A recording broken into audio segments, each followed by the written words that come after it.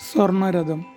നിങ്ങൾ ലോകമെങ്ങും പോയി എല്ലാ സൃഷ്ടികളോടും സുവിശേഷം പ്രസംഗിക്കുവിൻ. വിശുദ്ധ മാർക്കോസ് 16:15. പതിവ് പോലെ ഒരു ദിവസം ബൈബിളിലെ ഒരു ഭാഗം വായിച്ച് ഇതിൽ നിന്നും നിങ്ങൾക്ക് ലഭിക്കുന്ന ഉൾക്കാഴ്ചകൾ പങ്കുവയ്ക്കാൻ ഞാൻ അധ്യാപിക വിദ്യാർത്ഥികളോട് ആവശ്യപ്പെട്ടു. കുറച്ചു സമയം ശാന്തമായി ശ്രവിച്ച വചനം ധ്യാനിച്ചുകൊണ്ട് അവർ പങ്കുവയ്ക്കാൻ തുടങ്ങി. വളരെ ഹൃദയസ്പർശിയായിരുന്നു അവരുടെ വാക്കുകൾ. അതിനിടയിൽ മിന്ന, ഒരു ഹിന്ദു കുട്ടി, പറഞ്ഞു, സിസ്റ്ററെ, എന്നോട് ഈശോ പറയുന്നത് ജീവന് വേണ്ടി പ്രാർത്ഥിക്കേണ്ട, നിത്യജീവന് വേണ്ടി നിരന്തരം പ്രാർത്ഥിക്കണമെന്ന്. എന്താണ് സിസ്റ്ററെ നിത്യജീവൻ? ഞാൻ കുട്ടികളോട് ചോദിച്ചു. എന്താണ് നിത്യജീവൻ? അവർ ഉത്തരം പറയാൻ തുടങ്ങി. പലരും തങ്ങളുടെ അഭിപ്രായങ്ങൾ ഉള്ളു തുറന്നു പറഞ്ഞു. ഉടനെ വിശുദ്ധ യോഹന്നാൻ 17:3 എൻ്റെ മനസ്സിൽ തെളിഞ്ഞു വന്നു. ഒരാൾ ഉറക്കെ വായിച്ചു, ഏകസത്യമായ പിതാവിനെയും അവിടുന്ന് അയച്ച യേശു ക്രിസ്തുവിനെയും അറിയുക എന്നതാണ് നിത്യജീവൻ. ഉടനെ മിന്ന പറഞ്ഞു, സിസ്റ്റർ, അതാണ് യേശു എന്നോട് പറയുന്നത്. ഏകസത്യ ദൈവത്തിൻ്റെ പുത്രനായ യേശുവിനെ അനുഭവിക്കണം. അതിനായി നിരന്തരം പ്രാർത്ഥിക്കണം. അല്ലാതെ ഈ ലോകമോഹങ്ങൾക്ക് വേണ്ടിയല്ല പ്രാർത്ഥിക്കേണ്ടതെന്ന്. വാസ്തവത്തിൽ അതുവരെയും ഞാൻ നിത്യജീവന് വേണ്ടി പ്രാർത്ഥിച്ചിരുന്നില്ല. പഠനത്തിലും മറ്റെല്ലാ പ്രവർത്തനങ്ങളിലും വളരെ പ്രത്യേകമായി ഹൃദയസ്പർശിയായ വചനത്തിൻ്റെ ഉൾക്കാഴ്ചയിലേക്കും കൂട്ടുകാരെ നയിക്കുന്നത് മിന്നയാണ്. എന്നാൽ കുറച്ചു നാൾ കഴിഞ്ഞപ്പോൾ ഒരു വലിയ സത്യം ഞങ്ങൾ ഗ്രഹിക്കാനിടയായി. മിന്നയുടെ കിഡ്നി തകരാറിലാണ്. ഇടയ്ക്കിടെ പനി ഉണ്ടാകാറുണ്ട്. മരുന്ന് കഴിക്കുമ്പോൾ മാറും. തൻ്റെ ജോലികൾക്കൊന്നും യാതൊരു വീഴ്ചയും വരുത്താതെ എല്ലാം ചെയ്യും. പരീക്ഷ കഴിഞ്ഞു, ഒന്നാമതായി ജയിച്ചു. അതിനിടയിൽ അമ്മയും മകളും ധ്യാനം കൂടി. ഒത്തിരി സമാധാനമായി. മാസങ്ങൾ കഴിഞ്ഞു. കിഡ്നി തീർത്തും പ്രവർത്തിക്കാതായി. ഡയാലിസ് ആരംഭിച്ചു. ആരോ പറഞ്ഞു കേട്ടനുസരിച്ച് കോഴിക്കോട് ആയുർവേദ ചികിത്സയ്ക്ക് പോയി. അവിടുത്തെ മരുന്നുകൾ കുട്ടിക്ക് കുറച്ച് ആശ്വാസം നൽകി. ഒരു ദിവസം ഡോക്ടർ റൗണ്ട്സിന് വന്നപ്പോൾ മിന്നയുടെ അമ്മ അവളുടെ ബൈബിൾ, കൊന്ത, പ്രാർത്ഥനാ കടലാസ് എന്നിവ ഷീറ്റ് കൊണ്ട് വലിച്ചു മൂടിയിട്ടു. ഡോക്ടർ പോയപ്പോൾ മിന്ന ചോദിച്ചു, അമ്മ എന്ത് പണിയാണ് ചെയ്തത്? ഇതെല്ലാം മൂടിയിടാനുള്ളതാണോ? അമ്മയ്ക്ക് യഥാർത്ഥത്തിൽ യേശുവിൽ വിശ്വാസമുണ്ടെങ്കിൽ അമ്മ ഇത് ചെയ്യില്ലായിരുന്നു. നാളെ അമ്മ ഇത് ചെയ്യരുത്. ഇല്ല മോളെ. പിറ്റേ ദിവസം ഡോക്ടർ വന്നപ്പോൾ കൊന്തയും ബൈബിളും പ്രാർത്ഥനാ പുസ്തകവും കണ്ടപ്പോൾ ചോദിച്ചു, നിങ്ങൾ ഹിന്ദുക്കളല്ലേ? പിന്നെ എന്താ ഇതൊക്കെ? മിന്ന പറഞ്ഞു, ഡോക്ടർ, ഞങ്ങൾ ഹിന്ദുക്കളായിരുന്നു. പക്ഷേ ഇന്ന് ഞങ്ങൾ യേശുവിനെ അനുഭവിച്ചവരാണ്. സാക്ഷാൽ ദൈവത്തെ ഞാൻ കണ്ടെത്തി. ഇന്നും ജീവിക്കുന്ന ദൈവപുത്രനാണ് യേശു ക്രിസ്തു. ഡോക്ടർ ബൈബിൾ വായിച്ചിട്ടുണ്ടോ? വായിച്ചിട്ടില്ലെങ്കിൽ ഒന്ന് വായിക്കേണ്ടതാണ്. നല്ല പ്രചോദനം കിട്ടും. എന്തിനേറെ, മിന്നയുടെ ആവേശം കണ്ട് ഡോക്ടർ അല്പസമയം എല്ലാം കേട്ടുനിന്ന് ബൈബിളും കൊണ്ടുപോയി. ദൈവത്തിന് സ്തുതി. 1 മാസത്തോളം ആയുർവേദം ചെയ്തെങ്കിലും തുടക്കത്തിലെ ഗുണം പിന്നീട് അനുഭവപ്പെട്ടില്ല.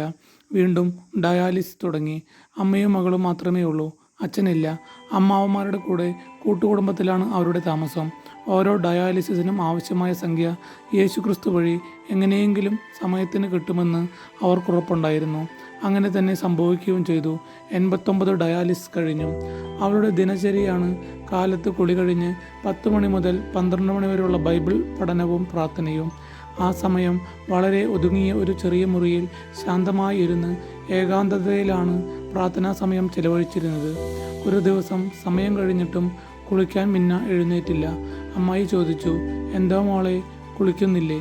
അമ്മായി, എനിക്കൊരു സുഖവും തോന്നുന്നില്ല. എൻ്റെ മോള് കുറച്ചു കഴിഞ്ഞ് കുളിച്ചാൽ മതി. അല്പസമയം കഴിഞ്ഞപ്പോൾ മിന്ന പെട്ടെന്ന് കിടന്നു. ഒരു കാൽ പൊക്കി താഴെയിട്ടു. ബോധവും പോയി. എല്ലാവരും ഓളിയിട്ട് കരയാൻ തുടങ്ങി. കേട്ടവരെല്ലാം മിന്ന മരിച്ചുവെന്ന് പരസ്പരം പറയാൻ തുടങ്ങി. ആളുകൾ വീട്ടിലേക്ക് കൂടി. അധികം താമസിച്ചില്ല. മിന്ന കണ്ണുകൾ തുറന്നു. അവൾ അമ്മയോട് ചോദിച്ചു, അമ്മ എന്തിനാണ് കരഞ്ഞത്? ഒരു നല്ല സ്വർണരഥം വന്നു. എന്തൊരു ഭംഗി! കുറേ മാലാകമാരും പുണ്യാത്മാക്കളും വണ്ടി നിറയെ. എന്നെ കൊണ്ടുപോകുവാൻ വന്നതാണ്. ഞാൻ സ്വർണരഥത്തിൽ കയറി. പക്ഷേ അമ്മയുടെ കരച്ചിൽ. എൻ്റെ കരളലിഞ്ഞു. ഞാൻ ചാടിയിറങ്ങി. അമ്മ, ഇനി കരയരുത്. എനിക്ക് ഈശോയെ കാണണം.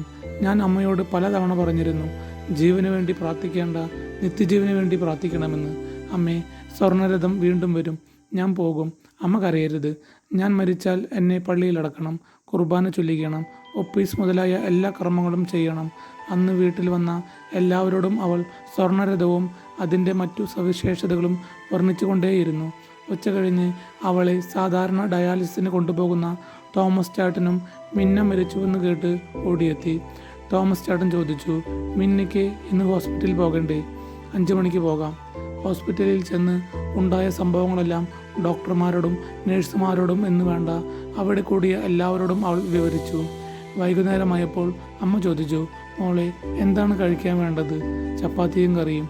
അവളുടെ ഇഷ്ടമനുസരിച്ച് അമ്മ വാങ്ങിക്കൊടുത്തു. അല്പം കഴിച്ചതിന് ശേഷം ബാക്കി അമ്മയെ കൊണ്ട് കഴിപ്പിച്ചു. 8:30 ആയപ്പോഴേക്കും അവൾ പറഞ്ഞു, അമ്മേ, എനിക്ക് നെഞ്ചുവേദന എടുക്കുന്നു. ഡോക്ടർ പരിശോധിച്ച് കുഴപ്പമില്ല എന്ന് പറഞ്ഞെങ്കിലും ECGയിൽ എന്തോ പ്രശ്നം തോന്നി. അവളെ ICUയിലേക്ക് കൊണ്ടുപോയി. 10 മണിയോടുകൂടി മിന്ന സ്വർണരഥത്തിൽ പറന്നുയർന്നു. ഏകസത്യദൈവമായ പിതാവിനെയും അവിടെ നയിച്ച യേശുക്രിസ്തുവിനെയും നേരിൽ കാണാൻ, നിത്യജീവൻ സ്വന്തമാകാൻ. നിങ്ങൾ പൂർണ്ണ ഹൃദയത്തോടെ അന്വേഷിക്കുമ്പോൾ എന്നെ കണ്ടെത്തും. എന്നെ കണ്ടെത്താൻ ഞാൻ ഇടയാക്കുമെന്ന് കർത്താവ് അരുൾ ചെയ്യുന്നു. ജെറമിയ 29:16. കർത്താവിനെ കണ്ടെത്താനുള്ള മിന്നയുടെ ദാഹവും അതിനുള്ള പരിശ്രമവും അവളുടെ ഓരോ പ്രവൃത്തിയിലും വളരെ പ്രകടമായിരുന്നു. അതുപോലെ താൻ അനുഭവിച്ച ക്രിസ്തു സ്നേഹം മറ്റുള്ളവരുമായി പങ്കുവയ്ക്കുന്നതിനുള്ള തീക്ഷ്ണത ഏറെ ഹൃദയസ്പർശിയാണ്.